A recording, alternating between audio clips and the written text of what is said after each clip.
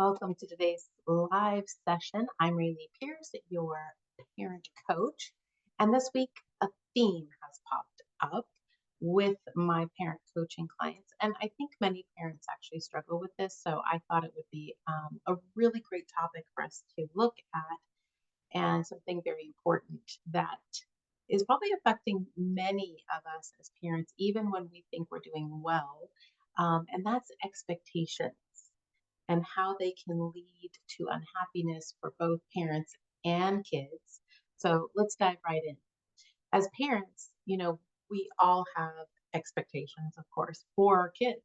We want them to behave a certain way, we want them to achieve certain things, we want them to become certain kinds of people. But have you ever stopped to think about why do we have these expectations? Most of the time it comes from a place of love and wanting the best for them, obviously. And we believe that if they meet these expectations, that they're going to have a better life, a better, happier life. And so they come from such a great place. But here's the thing, these expectations, they're actually damaging our relationship with our kids, and they're actually doing a lot of damage to ourselves as well as parents. When we hold tightly to our expectations, we often become dictatorial and we don't accept our kids in a way for who they really are. We are instead we're constantly trying to mold them into what we expect them to be.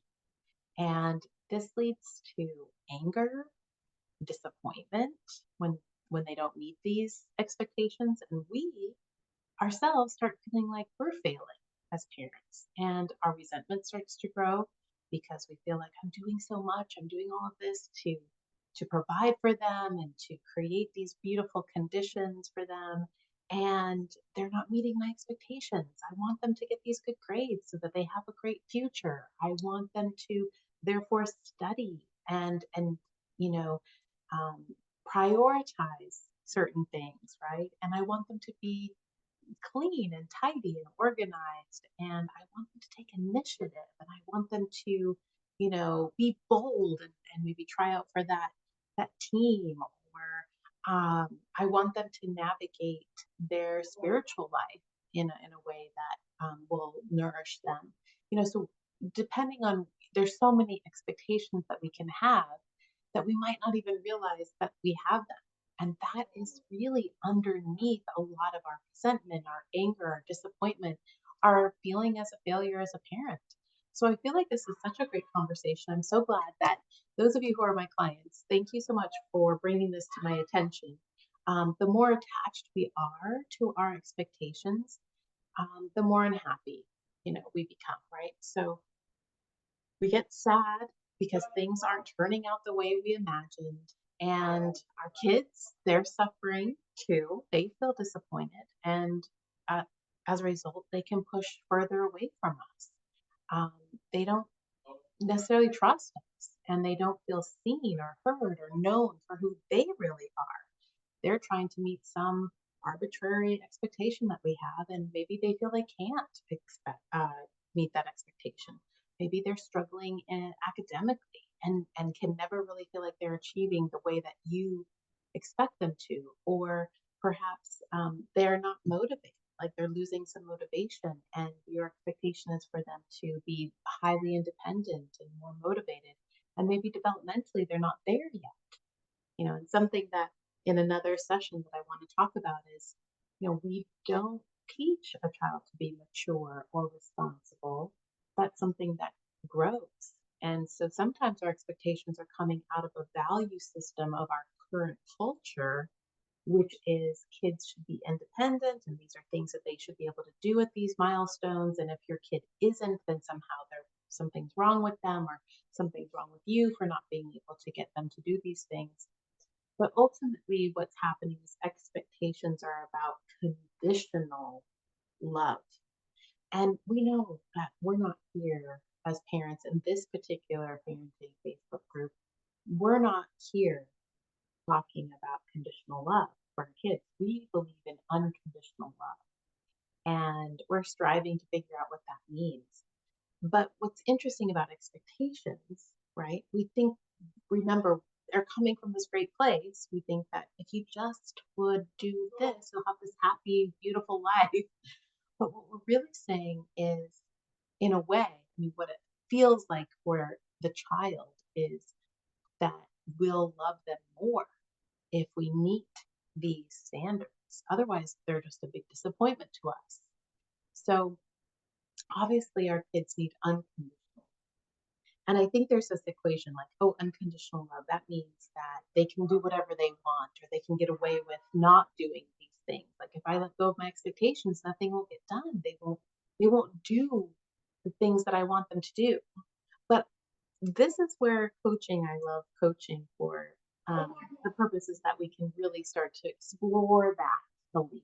Is it true that if my expectations are lowered or I get rid of expectations that this person won't somehow function or be productive or be successful or achieve anything?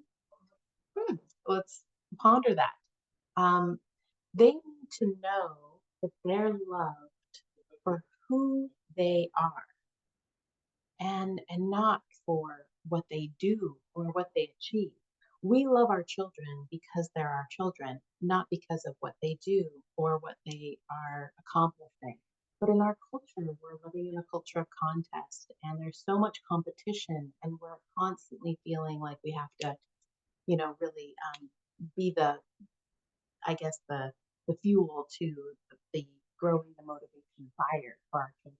And that's about maturity.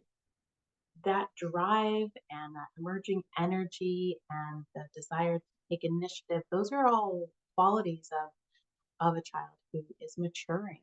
And sometimes it just takes a little more patience. Um, yeah, so what can we do instead? Well, we first want to recognize when we're holding on to an expectation because sometimes we're thinking, oh, I'm so disappointed, and I just feel so sad. I feel so bad about myself. I feel resentment, I feel anger. And we can stem that. We can go back and see that that's because we had an expectation that became unfulfilled. Um, and, if it's really about, is this really about accepting, like maybe just seeing who are my kids? And something we're going to be talking about is attuning with where our children are developmentally, where they are in the season, right? We've been talking this week so much about summer and how this is a different time in in the flow of getting things done, how we feel. We want to sleep in, or we want to take it easy, or want to get a break, or want to go on vacation. And so we need to figure out when is the timing right, and are my expectations aligned, and are the things that I am expecting, do they make sense for my child, for their age, their maturity, for what really needs to get done? And so all of these are the questions that we can get into in a coaching session, but we want to try to see our child for who they are right now in this moment.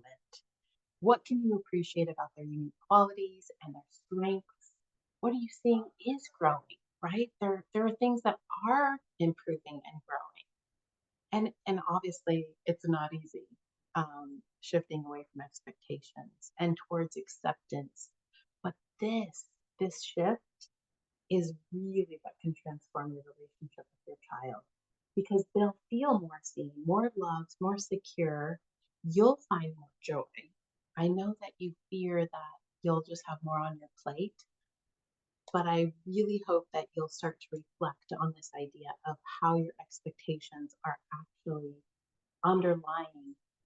They are part of the challenge and the problem that's causing so much anger, resentment, disappointment. Um, anyway, thank you so much for joining me today. I hope this gives you some food for thought, helps you create a more connected, loving relationship with your kids. And remember, parenting, obviously, it's a journey and we're all learning together. Drop any thoughts you have in the comments below. If you are interested in diving deeper with me about this is a real sticking point for you, just type dive in the comments, VIVE, and I will DM you privately and we'll see what we can do. Take care. Have a wonderful week, guys.